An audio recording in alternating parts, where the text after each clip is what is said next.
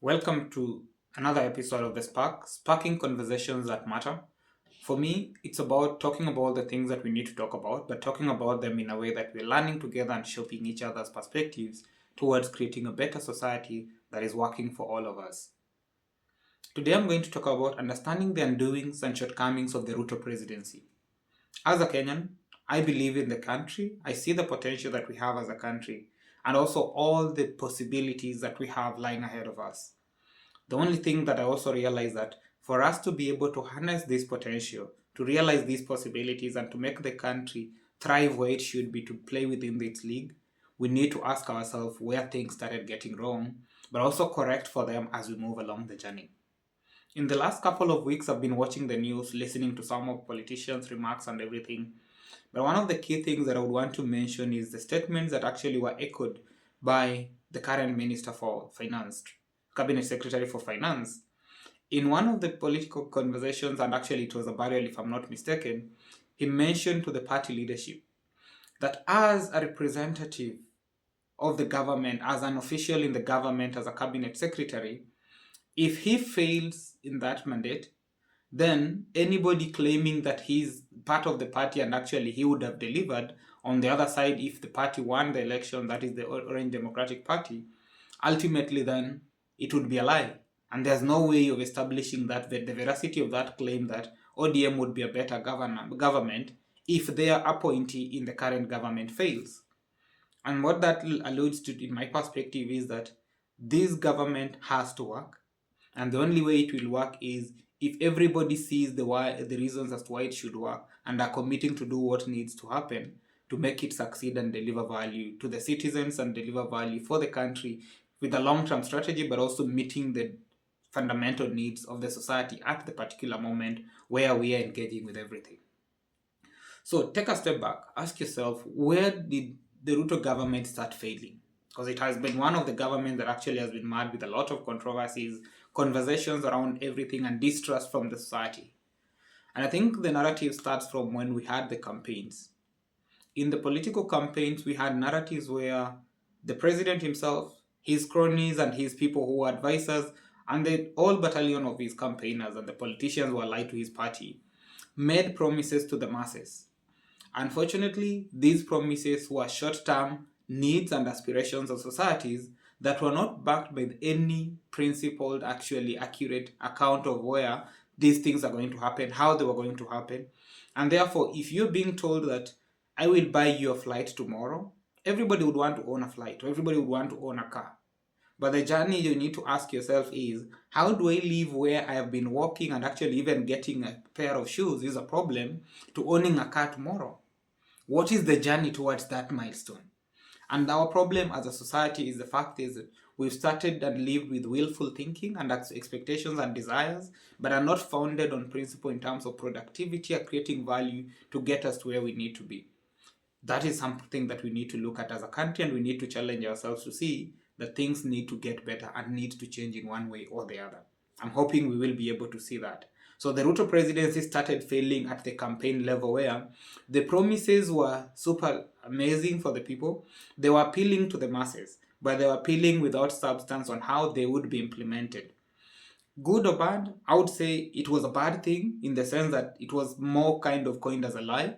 But on the other side, when you look at it by the virtue that everybody was giving promises, the president had to win the elections. And the only way to win the election is to tell people what they expect to hear in one way or the other. That happened for him, and he got into position. When he got into office, if he really, this is based on the premise and assumption that he means well for the country, as in on a mission to make the country a better space and a better country for the citizens. If he meant well for the country upon appointment, one of his main undoings was not to address the key concerns and the key issues that as a society, as a country, we had. As a politician from his journey within the Moi government in 1990s to the current date, he's been trailed with all the baggage and all the corruption mentions and cases, and everybody always believes that he's a corrupt person. True or not, that is not within my space to judge. But the principle of it is, if you've been elected and appointed as a president, then you need to ask yourself, how do you address some of these allegations, but also address the shortcomings and the concerns that as a society we have? They are our fundamentals. And the fundamentals are we are a society and where our politics has been actually made to be synonymous with betrayal. We have a politics of betrayal from the 1960s when the first president of the country took over. There's always claims and claims of political betrayal, and all this political betrayal ultimately ends up to people not agreeing with each other. And by the virtue that we are a country that is politically inclined to tribal alliances and tribal allegiances, ultimately these are used to the detriment of the society, but also at the cost of the general society and the general public who would be getting value. So the fundamentals were not addressed. Trust was not built with the society. Confidence in the institutions was not built, and therefore then we have no belief that the government and the president can deliver on his promises and on his mandate as a leader in the country.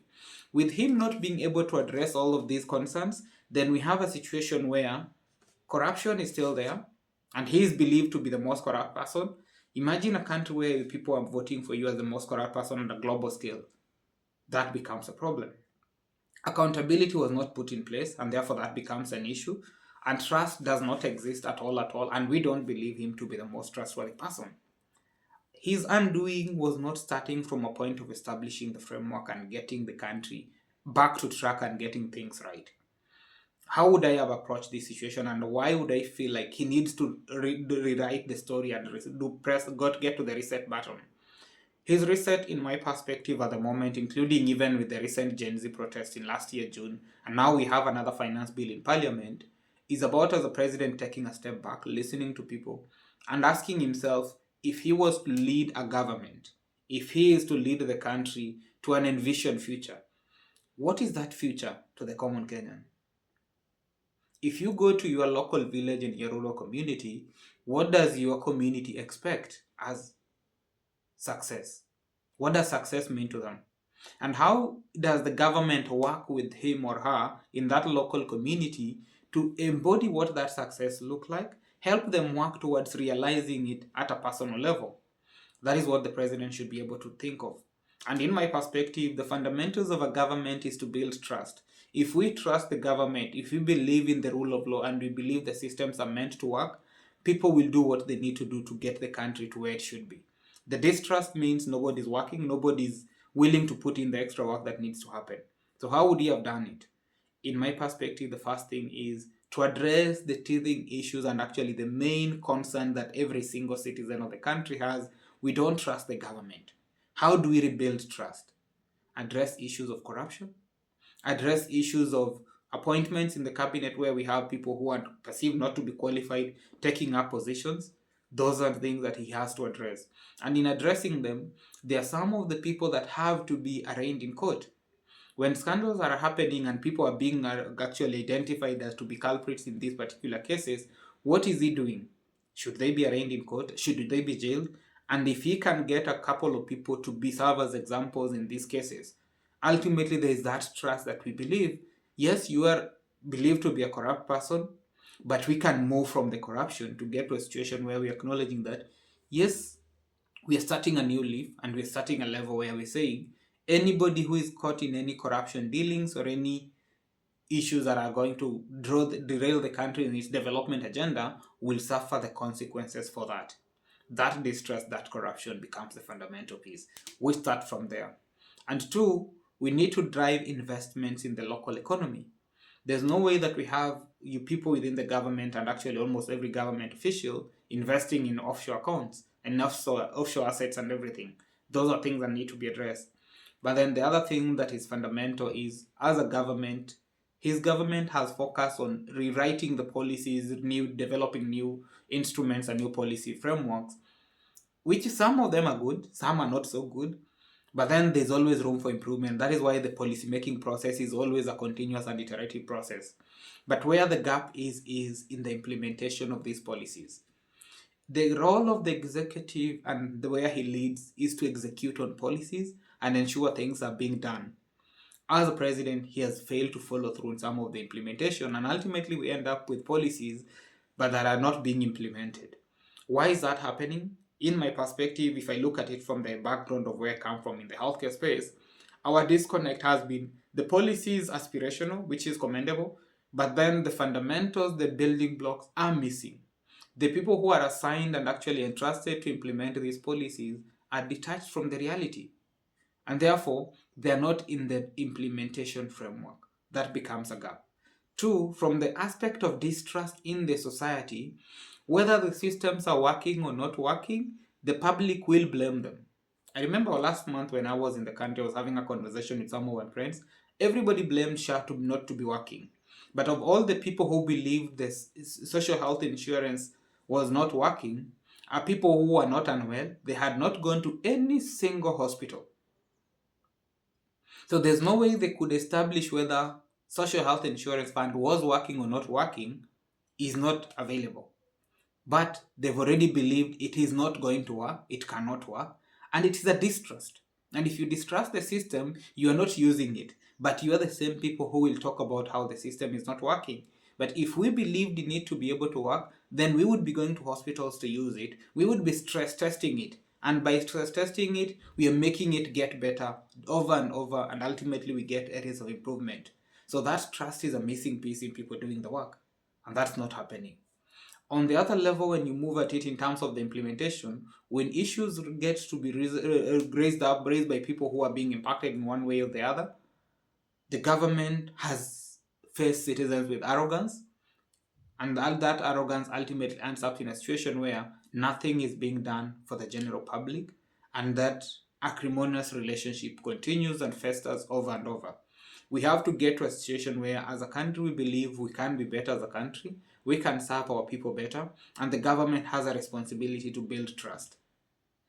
From my perspective, I think as a country, we have the best country, we have the best resources, we have the best people in terms of talent and capability. We just need to be able to give it a framework and a structure to harness that potential, to deliver value.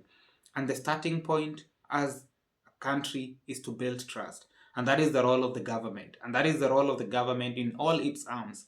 The executive, as the president, head of state, he has to build trust with society, address the key issues that are making people not to trust his government, not to believe in him as a leader, and therefore that moves us forward.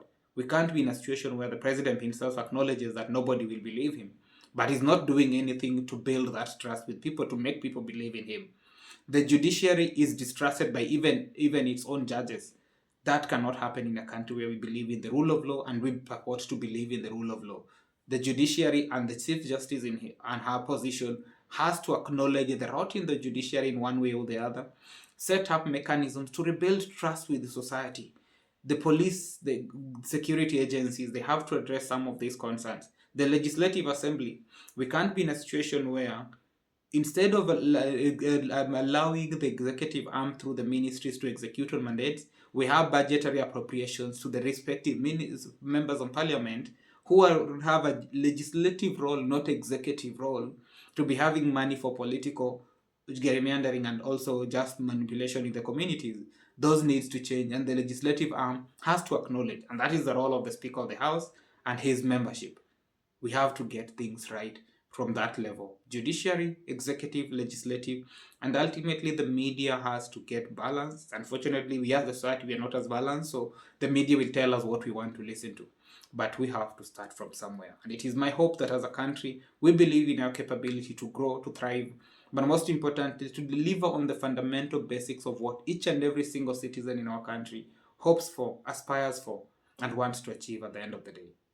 Thank you for engaging with me, for listening to my conversations, listening to these reflections. If you enjoy them, please subscribe to the channel, share it with some of your friends who might find value out of this, but most importantly, share with me your questions, comments, and some of the reflections on anything that you feel maybe should be approached in a different way. Let's move the country to a better future that we aspire for ourselves, for the generations to come, and for a better world.